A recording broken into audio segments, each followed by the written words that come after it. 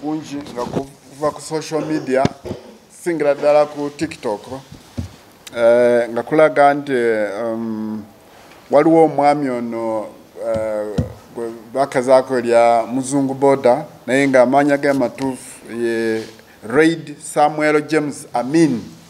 Ono omwami twamufulumya eggwanga weeks 2 eziise.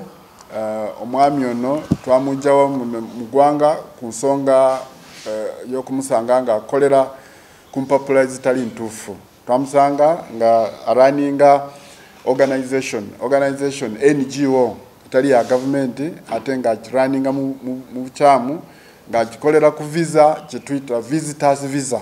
Visitors visa bw'oba ofunye visitors visa onookubanga oli mulambuzi n'ojja n'olambula n'ogenda mu kifo ekirala naye sibye ono omwami Reid Samuel byabadde akola abadde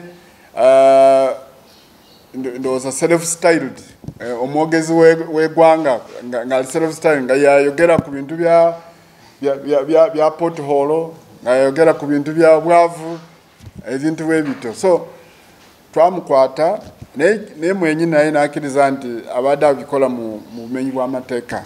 So twamufulumya tetwamudeportinga. Deportation kibeera kigambo kirala ate kinene nnyo. Deportation kitegeeza nti bw'oba ofulumya eggwanga tokomawo, bw'oba kufulumiza tokomawo. Ate order ya deportation esayiningibwa abantu abo babiri, Minister wa Internal Affairs ne courts za Uganda. Ebitongole bibyo ebisayininga deportation. Kasita bakusayiningirako nti bakudeportinze mwatu tokomawo wano. Naye kati organized departure eno gye twawona omwami Amini ono Muzungu Boda kiraga nti twamugamba bw'onotereza ng'ozeeyo ewammwe e New Zealand n'ofuna empapula entuufu ezikukkiriza okukola emirimu wano ojja kukkirizibwa okukomawo okole emirimu gyo nga tewali akukuba ku mukono. So n'oliwo n'ebintu ebimu byali akola nga biraga nga obwongo bwe obutali butuufu bulungi. Twalabako akatambi ng'azaanya n'abaana ng'abakutte ng'abaana bakoona emito wansi ku kolasi ng'abaana obalaba bakaaba anaye kyokka ye ng'aseka busesi.